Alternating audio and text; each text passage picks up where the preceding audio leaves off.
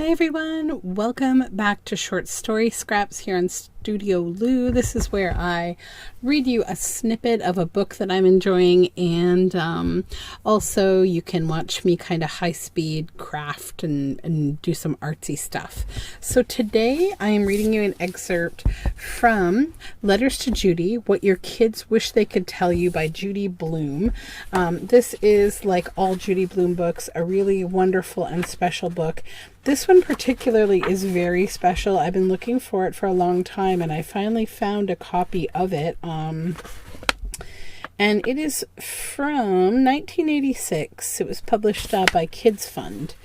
So this is a really nice book because, a lot of children have been inspired, my generation and before me and after me, by Judy Blume. And I'd say like her way of creating safety, resonance, sort of socially taboo topics that kids could read in a situation in a book that they could relate to, dealing with sensitive topics like complications in family, things like puberty, like first experiences in relationships, being bullied, being spoken to inappropriately. It's sort of like being spoken to about something at the wrong age for the conversation. And she just has a really great way of creating characters that help you through those kind of situations. And I think it's very reflective of who she is as a person. She's just a really lovely person. So she does make this book out. She says, "To my readers who have shared their lives with me, thank you for your loyalty, your encouragement, and your love. I hope you can feel mine coming back to you in this book." So I'm going to read from chapter 1. I love my parents, but they don't understand me. Dear Judy, this isn't a crash, catastrophe, emergency letter or anything. I just need to talk to you. My mother is terrific and is the closest one to me, but I need someone else. Someone who, if I talk about my feelings and opinions, will understand me. Someone who will really listen. Diana, age 12. So before I read what Judy has to say here, I just have to say, just this little excerpt here for me as a parent, it just kind of makes me really click and really think about who I am as a mother, who I am as a confidant. I've always sort of felt like I want my children to have a lot of other adult voices in their lives, like other mentors. I'm a big believer in it takes a community, it takes a larger group of people. It takes that whole village, right? It takes a village to raise a child. I think though in these times, I wish I could say that I had a village. I don't in my life. And it's very hard to find one. I do my best, but I think that a lot has changed in society over the decades that we don't have our villages. I think a lot of us are disconnected from our cultures. So you have to get creative and continue to strive to build those things. And that's something that I'm doing right now in my life. So let's hear what Judy has to say here. When I was growing up, I didn't doubt my parents' love for me, but I didn't think they understood me or had any idea of what I was really like. And I made no effort to try to change that. I just assumed that parents don't understand their kids ever. That there is a lot of pretending in family life. That's really something I resonate with too. Definitely. As a parent, I've just experienced the other side of the coin. During a particularly rough time for our family, my daughter, Randy, confessed to someone else that she wasn't telling me the truth about how she was feeling because she sensed that I only wanted to hear that everything was wonderful. Well, everything wasn't wonderful, and Randy found a way to let me know by acting out her feelings. Kids often act out instead of telling what's on their minds. We need to listen to each other more carefully, even when we aren't speaking in words. So that makes me think a lot because, I know my daughter, I find that she is very, She pays a lot of attention to how I'm doing. And I think whenever she sees me stressed, like she gets a little stressed, and she really wants to help me with my stress. So I've had to think a lot about how I manage my own world and like the stresses in my world and how I express that around her so that I don't have her carrying it as a burden. And like, certainly I wouldn't want her to feel like she doesn't want to add more, on my plate. And that's a really big responsibility. So the next letter is, Dear Judy, what I wrote for this is that I've got a problem. I just turned 12, and since then my mother and I haven't been so close. I don't see her all day. Then when she comes home from work, she's so tired and ill, I don't get to talk to her much. We've always been so close, and now this. I'm really scared, and I don't know how to tell her or how to let my feelings out in the open. I hope you don't mind me asking you, but I had no one else to turn to. My father wouldn't understand, and I'd be embarrassed to say anything to him. Have you ever slowly been separated from someone you love? Samantha, age 12. Oh, that's so heartbreaking. See, there's so many lessons in this book already. Dear Judy, I often daydream in school, but I always get my work in on time. My mother is tough, and sometimes I feel so mad I want to run away from her and everyone else. My dad is soft. He does everything she says. I like my dad better because I would not say that to my mother. Kathy, age 11. Dear Judy, I wish the relationship between me and my father could be better. I feel guilty that when he was transferred to South America for a year, I only missed him very little. Is that natural? Then when he came back, we moved. The first year I was here, I used to cry and nobody found out. Then this year, I've been yelling and screaming at everybody and getting into trouble. Please, can you help me? Judith, age 13. Dear Judy, I am 12 years old. I have a brother who is a month old and parents who take advantage of me. The main reason I am writing is I want your advice. Ever since my mom had the baby, I don't have any privacy. They expect me to do everything, clean the house, take care of the cats, etc. But since I just started 7th grade, I have a lot of tests and homework. They expect me to get my homework done in an hour so I can do my chores. Well, it's impossible. I've tried explaining my side, but they don't understand. I've told my friends, and they don't know what I should do. Do you know what I should do? Please, I need your help. Another thing I meant to tell you was that my parents also make fun of me. They say I have a bad personality, or I'm getting chunky, and other things that really hurt. I would really like your advice. Thanks. Kimberly, age 12. Okay, Kimberly, you can come live with me because all of that is horrible and so are your parents. That would be my response. These people do not deserve this child. Dear Judy, nothing I do is good enough for my father. If I get all A's and 1 B, he says I could have had all A's if only I had tried harder. If I am elected co-captain of the soccer team, he asks why I wasn't elected captain. He expects me to be perfect. I lie sometimes to get him off my back. Josh, age 13. Ugh. Don't tiger parent and don't expect these things from your kids. Holy moly. So here's what Judy had to say in conclusion to all of this, I guess. It's hard for kids to admit that they are less than perfect when perfect is what they think we want them to be or expect them to be. Many of our kids don't confide in us because they don't want us to be hurt or disappointed.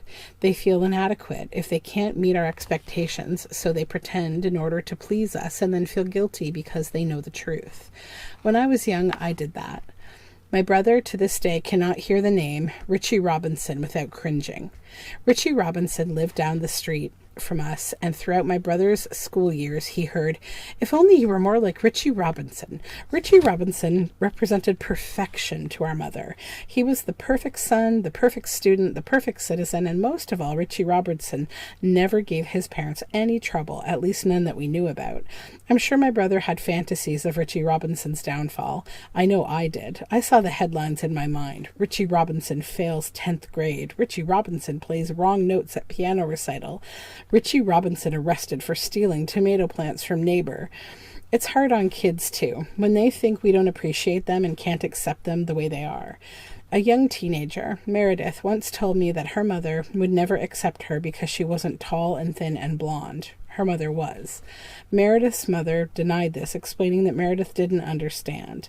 My mother often tells me that I didn't understand what was really going on in our family when I was young, but my perception of my early years is what matters to me, just as Meredith's perception of her mother's feelings about her looks is what counts. We have subtle ways of letting our kids know how we feel about them, and our kids are certainly affected by those feelings. Dear Judy, I would really like to help you with your writing career, so I've thought up some ideas for books, and some of them are about family. My first topic is about a mother committing suicide. You also could have it in something about coping without a mother. My second topic is about a mother being kidnapped and abused and tied with a rope and then thrown off a bridge. I'm going to sort of censor a few words here because they are relating to a very sensitive crime that can occur, and I don't want to either trigger YouTube or my readers here, okay? She is still alive and makes it to shore okay. Sorry, I meant to say listeners, not readers. I'm the reader. Anyways, she then walks about a mile and catches a ride. She tells the driver to drop her off at the hospital, and the driver does. The woman goes into the hospital and tells the nurse her whole story. All this time, the woman's child is at home alone and knows nothing about the whole thing. My third topic is about a mother who writes bad checks, and her husband tells her not to write another one or else he won't want to see her again. The mother writes checks to buy things that she won't ever use. The man and woman have 3 boys and 1 little girl. The little girl is probably going to be sent to live with her grandparents. Lynn, age 11. Whew. 11 years old, such heavy topics for an 11-year-old. So Judy says, when kids are angry or disappointed in us and don't know how to say so, they might think up bad things that could happen. They don't necessarily understand that thinking about it can't really make it happen, and afterward they blame themselves for whatever goes wrong. When I was young, I scared myself by imagining terrible things that could happen to my family. I suppose I had some of those fantasies because I was afraid to show my anger. I felt that my mother often blamed me for things that I couldn't control.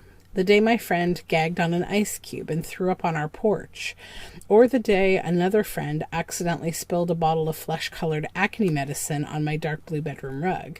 I understand now that my mother wasn't really angry at me, but angry that those accidents happened in the first place and that someone, probably her, would have to clean up the mess. Yet what I remember is how I felt at the time.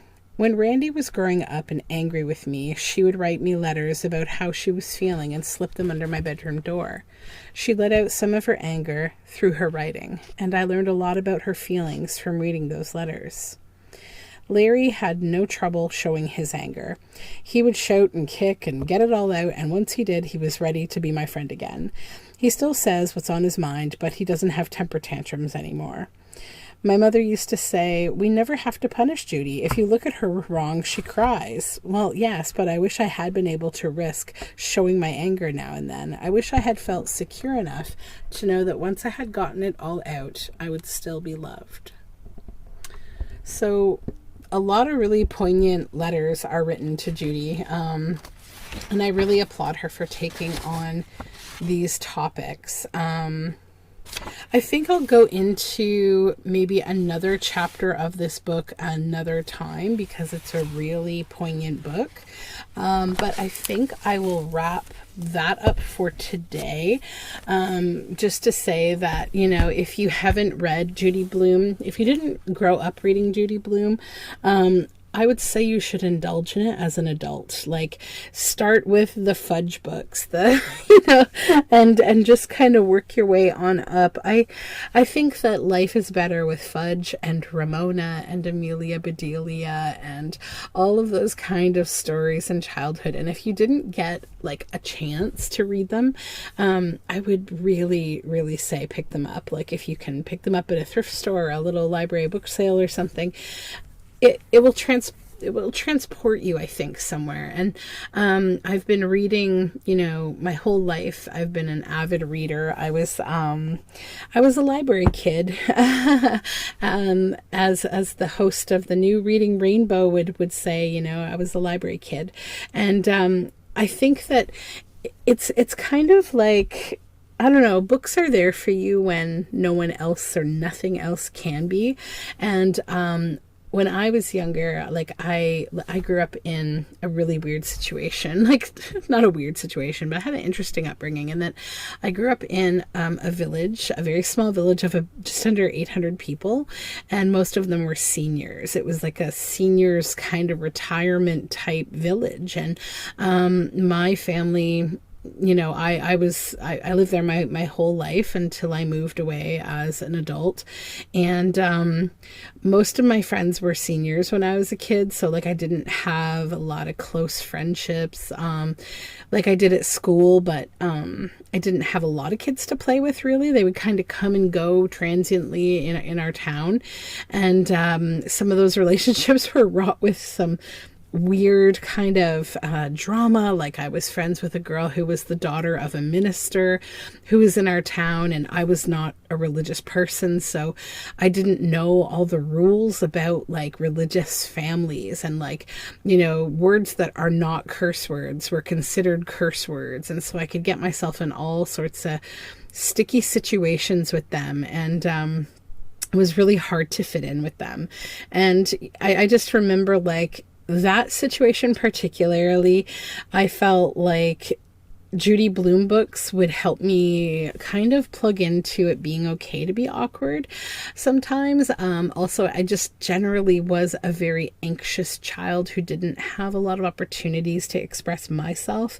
For many reasons. And I was sort of treated like a little adult from a very young age. And I did deal with some, I would say, quite emotional situations as a kid. And so like, yeah, Judy Blume was definitely a safe place for me, but in general, books were. It didn't need to be something as poignant as Judy Blume. Honestly, I found a lot of comfort in just the fact that I probably read almost all of the books in our local library, and I'm not even kidding. Like, we had a little library. I definitely read all the children's books, most of the like youth fiction books, and a lot of nonfiction books. And then I got into reading like different kinds of fiction, and like, there was something weird though about the kinds of fiction that existed when I was growing up, and like people would read the weirdest books. Like, did you ever see books by V.C. Andrews? Like, if you ever want to be, I think, traumatized and tormented by a book, I don't recommend, but I recommend V.C. Andrews for that. Like Flowers in the Attic. Like all of her stories are so traumatizing. They're all about things like incest and like weird storylines. And I think for a long time, having read a few of those books, like, I related them to stories that I would hear from some family members about past generational kind of trauma in my own family, and people that are not in my family but were involved in creating trauma for some of my family members. And, it's, I know we're getting a little deep today, but this is Studioloo. You're used to this, right? We get into some topics sometimes, and I think it's a good thing. I don't pretend to just be like an artist here on the internet. So it's intellectual. It's like you grow your brain by putting more thought into these things. I think you socially grow yourself too, right? Because none of us are perfect, and we can never be a perfect like experience or helper for people. So it's good to just try to do more thinking about these topics. And so like, I think that, having exposure to like a limited amount of books as a kid, just what kind of my library had, I would read some things that would make me think. Like, I didn't really like adult fiction. But then I found myself kind of falling into more, I would say, I call it's not a real genre, but I call it folk fiction. So like storytellers, like people who I specifically love, like Canadian folk storytelling, Stuart McLean type, fiction. And like that kind of storytelling really brought me back into just loving fiction again. And I've come to realize that there's a lot of correlation between the feelings you get when you read good children's fiction and when you read adult fiction, or folk fiction, as I call it. Like, I don't know. It's like if there's something to awaken your spirit and believe that small things are magical in a book, like that will capture my heart and spirit every time. Like it's just, yeah, that's, I guess, why reading is just so special. So, yeah, I just wanted to provide a few thoughts here, as I always do, you know, because I'm not here to just read other people's words to you. I want to kind of give you my reaction, my thoughts on all these things. So definitely, if you have access to picking up this book, What Your Kids Wish They Could Tell You, highly recommend it, especially for, you know, parents who are at really any stage of parenting. Even if you have adult kids, I think you can reflect, right, on like, I wonder if that's how my child felt.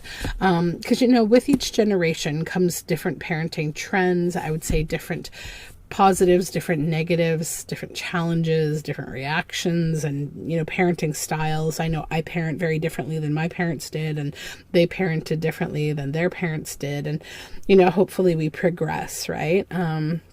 So yeah, I think a lot of people could benefit from this book.